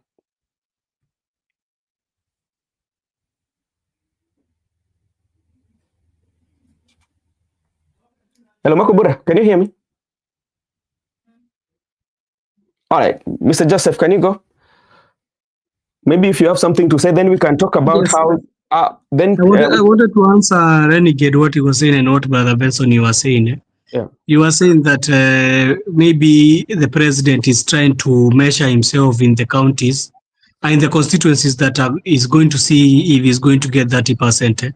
Yeah. But don't forget, also him as he's measuring himself, the other opposition leaders, they are also measuring themselves if they are going to get the 30%. If they get the 30% in Kilifi, it means it is all said and done. It's good. If they get the 30% with the certain regions like even Baringo, they are also measuring themselves. So don't think they are not measuring themselves also to see if they can get this 30% from everywhere. Even if they lose, they get the 30. So everybody is paying arithmetics here, and those arithmetics it might help, it might not help. Just like the way Father Dan was telling you there, it might help and might sometimes not help. So this one is for everybody. Is for every person and every coalition which is looking at it for the 2027 general election. But I think much has been said here about ODM. Even though people, Laban might agree or disagree, deep inside, he knows that. He knows there is nobody who can be able to fill the shoes of Raila Amolo Odinga. Nobody can feel it. It's very hard because all of them, they are pulled in different angles. So for tomorrow we are preparing to see if they are going to do the preparations, because today I saw they were doing preparations in I've seen one in was it Kariobangi or where? I saw they had already finished the preparations for the MCA's seat. And I think tomorrow they are going to finish up. We are going to see. Then on Thursday we are going to enter and see now what Laban is telling me here. You know, he's telling me that watapata tu ile mbele and hiyo ingine itakuwa ni 2 terms. We are going to see what is going to happen. But what Brother Miguda, was it Miguda who said? He said that most of the time you see this BBG, they are not measuring it so much. It's not being mentioned in so much of what they are saying. So even the people who are mentioning BBG saizi, most of them have turned it down. So we don't understand what is happening. The likes of Junet amepotea kabisa, hata asikikani. Sijui alipotelea hapa. I think today he talked in Bunge. I don't remember, but also they were talking. I don't know why you did not say we talk a bit about what they were talking about, the first world country concept, because they were in parliament today arguing that. And I don't know. You see, Joseph, what is happening, and this is something that I still believe until today, that kwa Kiswahili tunasema kwamba, naweza sema kwamba kuna uoga. Na uoga, there is fear, uoga ya kuongea ama uoga ya kusema ukweli, labda kwa sababu unajua kwamba labda ukisema kuna labda jambo ambalo inaweza kukutokezea. Having a dream is okay. Nobody would dispute, or nobody would say that even going to the first world countries is bad. That path is is anything that everybody would admire. Because, for instance, even those who are in diaspora, if Kenya is doing well, majority of people will come back home. Because the environment for even their business to thrive, or environment for them to get those jobs, will be available. The reason why people go out to look for job in other countries, even in those first worlds, because there are opportunities that are there. So that's why they go. But if that one can be actualized in the country, yeah, that is okay. But what you have to look at, and yesterday we talked about the pillars that were laid down, especially by the Singapore, yeah, on how to deal with corruption. That's only the corruption alone. What they decided that, how can we deal with corruption? We did not even talk about on how they decided to deal with the healthcare. We did not talk about on how the structures they put in place, especially when it comes to education. We did not talk about the structure they put in place to come up with the issue of housing, which to some extent could be vision that was borrowed from there. So there must be mechanisms that you're putting in place. And if these mechanisms, and what are the pointers that shows that, okay, this mechanism, can they work? Because we are talking of first world today, yet we are still seeing public members, including even the deputy president, when he was campaigning in Bere, people would line and get the money. How can you go? Because like you have to look at how can we make sure that even our processes, when it comes to electing leaders, the processes are transparent, and we look at people with integrity. So by that alone, we've failed the test. That alone has failed you in the test. That is what I say, because it is that. Then secondly, also, if you want to go that way again, you have to, are the people prepared, the people that you're leading, such that if I say, Joseph, you are wrong, this is something that we need not to do, then you accept, and we find out how we are doing that. The preparedness of the population themselves. And you don't go it alone. You have to include, it should be an inclusive pathway, that even you disagree with opposition leaders on some issues, but bring them on board. They say that we are going to Singapore. It's not politics. And how do we go to Singapore? We have to agree on this are the issues. Any opposition leader with integrity questioned, that person should not be in that path, because it doesn't belong there. You know, so that is how we look at it. But if it's going to be just a political narrative, then I don't think we will be here, whether we will actualize it. Mr. Makobura, are you back?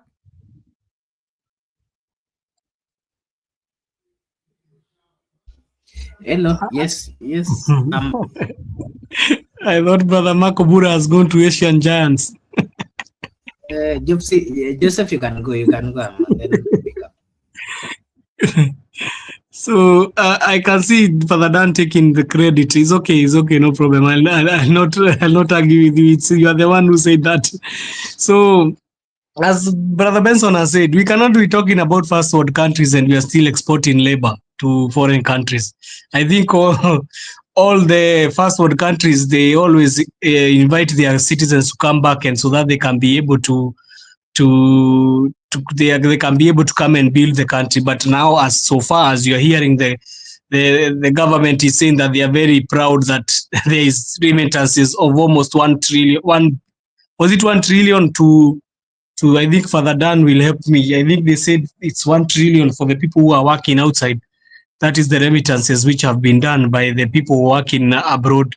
So if you are very happy about that, when will the economy of the country grow, as long as you are saying people should go and work outside? The moment that you're taking people outside, you're saying that you're going to open the borders for other people to come inside. I think our everything that we always put first in Kenya, the things that we put first in Kenya, they are the ones which are non-issues. We put so many non-issues in front of the country than the ones which are supposed to be disturbing us. I think Brother Benson, Brother Miguda has come here and talked about unemployment in the country, which is at an alarming rate. You can see people are queuing when there is in an instance where another country is coming to look for workers who are going to go to other countries. You see people queuing in the lines, and even sometimes even they are queuing till the evening, and maybe even only 100 people will be taken. So it's very unfortunate. As a president, if you are saying we are going to a first world country, you should be alarmed. It's also very alarming that even corruption has prevailed everywhere, even in the security forces. That when you are going to do for this recruitment, somebody even needed to talk about it and started taking a video and talking about how the whole shenanigan of the recruitment was being done. It's very unfortunate, but we are still holding on, saying that we are going to become a first world, and we are going to join we are going to join the leagues of the giants. I've told Brother Benson here we are not joining any giants any soon. Maybe we are going to join the dwarves. Then we are going to see how it's going to become, because the giant kind of league is not easy. You need to fold your shirt and know now you're getting to work, not just this hulabaloo ya kushinda tukiongea first world. I think that one is enough about that world class shenanigans.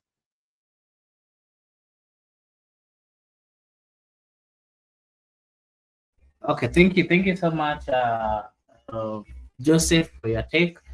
And then maybe Miguda, I'll get to you. And I want us to just, I want you to just give your take on two things, and then we'll call it a day. Jicho Pevu, a member of parliament in in the coastal region, is going against Joho and Kingi, and he's saying that he's taking over the kingpinship of the coastal region.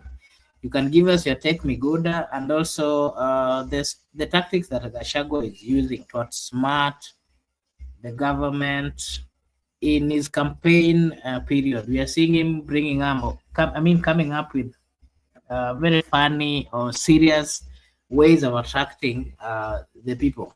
What is your take, Miguda? You can give us your take, and then Joseph, and then your final remarks, and then we'll call it a day.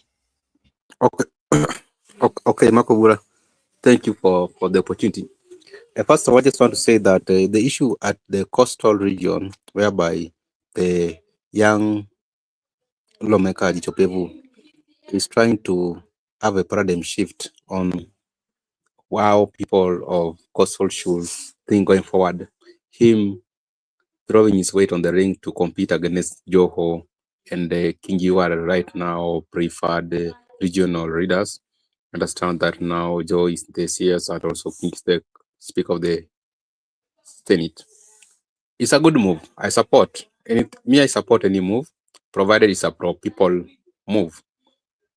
If he's intending to compete against it so that he can actually advocate for the people's interest, because it looks like the current two people have been captured and they no longer speak about the historical land injustices in the coastal region. They no longer speak about the issues pressing. So if your people can come in and be pro-people thing, so be it. And we like challenge. Is only a person who, why should you fear challenge or competition? If you're not ready, you should just compete. You should allow people to compete with you. If you know that you represent the true attributes of the people, you should not fear anything. Yeah, so to me, I support Pevu. Let him come forth, because also we are in a democratic society, Kenyan context. We are a constitutional democratic state. Therefore, he has also a view. The issue of Gachagua is now the interesting part, whereby Gachagua has decided to do it, what we call, when I was doing my research on the door-to-door campaign, my research reference was pointing at me that door-to-door campaign is a traditional, what we call an ancient method, whereby it was used by people before the evolution of technology and other stuffs. And it was very effective. And in the modern society, whereby people rely on social media, but it's very prudent to visit or to revisit door-to-door campaign, because in my findings, I realized that it creates direct connection with the people.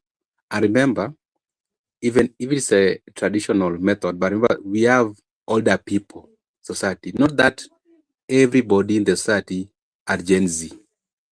Not that everybody in the society are Gen Alpha.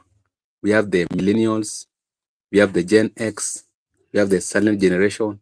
So we are all in the society. So when you apply the method that works effectively for the silent generation or the Gen X, then you are going to communicate and connect to them directly. And remember, right now, the Gen Z are not registered in massive number. So if you want to target the people at home, because most of the millennials are in urban centers, actually looking for how to earn living and other things. But if you want to communicate with the Gen X and the third generation, you should do door-to-door campaign. You connect to them, you communicate to their heart, you communicate to their mind. Therefore, also you bring that trust. Because I had someone telling Rigathi Gachagua that in Swahili, that wewe umekuja na mguu mpaka hapa. To that extent, it resonates and bring that trust. And most importantly, the benefits of door-to-door campaign, it makes the electorate to turn out in large number and vote, because they're going to be persuaded that if this our leader can come to this to door-to-door to our visit. So you make them to turn out large number, and people turning out large number is very significant for this election at 2027. It shows that it's only by ballot. It's only by you walking to a polling station, casting a ballot. That's when you can elect a government of your choice. But you cannot elect a government of your choice by sitting or praying in your social media accounts. No, you must walk into a polling station and cast your ballot. That's very significant. So I can just say, to an extent, it made Kingi also to do what we call copy and cut, so that I saw him taking tea with some people and also carrying a young child in their sitting room because he realized that Gachagua was taking everybody along. So he said, okay, let me try to copy paste this thing if it can work for me. So I can just say it's very effective. It's only the only challenge of door-to-door campaign is that it needs a lot of time. It's time consuming. And if you can do it, it is very effective and is workable for the older generation. And most of the people who are vote anti in the villages, they should adopt door-to-door campaign, not only during the morning hours, but even when people have retired back to their homes, you do door-to-door at nights. I can assure you, Makobura, there is going to be a very significant outcome what Gachagua has done in the door-to-door campaign. And somebody gave up somewhere, and that one we discussed when that right time comes. I just want to conclude by saying, allow me to conclude because I'm also running out of time. I want to appreciate our host, Bro Benson, and Makobura for hosting us for this show. I also want to appreciate our panelist, my colleague, Joseph, I saw Joseph today in a very nice outfit, like a senior counsel in a suit. That's in your profile. That's very impressive. And also want to appreciate our Msimamo who came. I also want to appreciate our viewers, because without you, there's no Brother Benson Media. Let me just recognize the two I'm able to see. Our good friend, Goodia, who we instituted the channel from the onset. Shaima Hussein, Laban Misiani, our good friend, the Prototam. I also want to appreciate Father. I was able to also find out that my good friend came, Eric Ayaga, who is having multiple citizenship, including Uganda. So see you next time, my good friends. Bye-bye. Before you go, brother, you are gaslighting too much on us. I'm trying to become a senior counsel. I'm trying to get your help. But Joseph, let me say one thing. You at your age, you are good to go, because you just need undergrad 4 years, then 1 year in the Kenya School of Law, then you are going to be the senior counsel. But the good thing with the law profession is that there's no age for retirement like other professions. But when you are at 60, you have to retire, or 65. You can practice law until you go to your grave. You have seen people like Haminwa and James Agri-Orengo. They are still the profile lawyers in the country. So that's the only noble thing with the law profession, that you can practice until you go back to your maker. So that's the noble part of it. Before, so people like Danson Omari, they went to school the other day. Today they are practicing. So it doesn't mean that no one was born a lawyer. It's just by creation and developing interest. It's a very interesting course. That's why I was referring to you, because of the ability. You know, we have been here. I understand you very well. The ability to have your ability to have logic, reasoning on how you base your facts, and also how you bring your case. In fact, you can be, if you go to that law school, you'll find that you'll be surprised that you make one of the best students. So all the best. Try to think. Even Marco Bura, I've been talking Marco Bura. You know Marco Bura, we have worked with Marco Bura in a certain law firm. We have worked with Marco Bura in a law firm for 1 year, and Marco Bura understand everything, because Marco Bura was doing filing, he was going to court, he was doing the clerical work, he was doing e-filing. He understand it from at fingertips. He understand. So we were advising him to go, and also I think Marco Bura will still have time, young person, and he will make it. All the best. The problem, Brother Miguda, before you leave is Marco Bura, you have done a very great job with Miguda.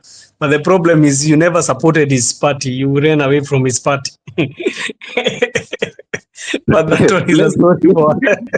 I wanted to leave, but let me say one thing here. You know, the good thing, Marco Bura knows me very well.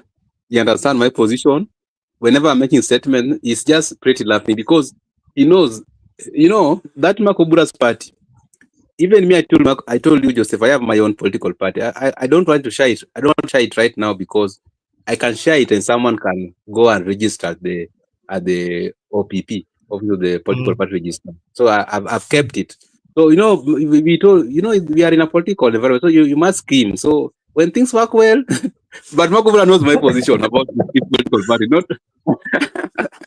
But Brother Miguda, we are together. Hata kama unataka nibadilishe my vote, lazima to make sure umeingia kule. But we are not entertaining these once more. If Okay, it's better we support once and for all. We will communicate at the right time. We will communicate at the right time. Thank you, brother. For me, I don't have too much to say. I think we have talked about Iebc, we have talked about by-elections, we have talked about Malava, we have talked about Kilifi, we have talked about, more so we have not talked about Narok too much, but I know Narok has become too much of a headache. We'll see what will be the ongoings. Yesterday, even there was fracas in Narok. I think yesterday we talked about Narok. I think you have not talked about Malava, you have talked about Kasipul.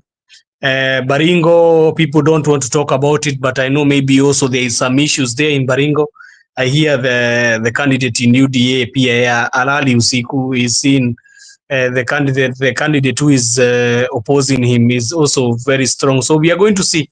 tomorrow will be arrest day. Then the arrest day. Then we'll know what will happen on Thursday as we get new members of parliament and new MCAs. But I want to thank all the people who have been there with us, Akina Father Dan, Goodia, Sheima. I've seen Eric Kayaga, the Nairobian, the Ugandan, the Dubaian. I've seen also the likes of who else did I see there? I saw Brenda Obedi. I saw she was there in the comments. I think, and Laban, our good friend, is the one I was forgetting. I wanted to. He's also my very good friend. Sometimes we argue and we come to a consensus. So thank you, and I hope we'll be able to engage before even the by-elections, and also in the by-elections day, we'll be able to engage and see. We come here to know how we can better our country and how we can speak to the people. So thank you, Brother Marco Bura. Thank you, Brother Miguda. And also to Brother Benson, thank you if you see this one. Thank you. Okay, thank you. Thank you so much, Brother Joseph, Brother Miguda. Allow me to take this opportunity to acknowledge the fact that you took your time and you came to be with us. We really appreciate, not forgetting our good friends, good ear, together with all our viewers, the ones that you've mentioned. We really appreciate. Thank you so much for engaging us at the comment section. Thank you so much for giving us your view. As usual, this is Brother Benson Media, and of course here we say that your opinion counts. I want to take this opportunity to also say a big thank you to Mr. Benson for also finding time to start the show and leading us throughout this session. Thank you so much, and I hope that you will be joining us again tomorrow. Tunashukuru sana. Thank you so much. I want to take this opportunity now to wish you all a blessed night, a blessed morning, a blessed afternoon, a blessed evening from wherever you're watching us from. Thank you so much. I can see Goodia is saying, have a great night. Thank you so much, Goodia. And all our viewers, thank you so much. May God bless you. See you again tomorrow.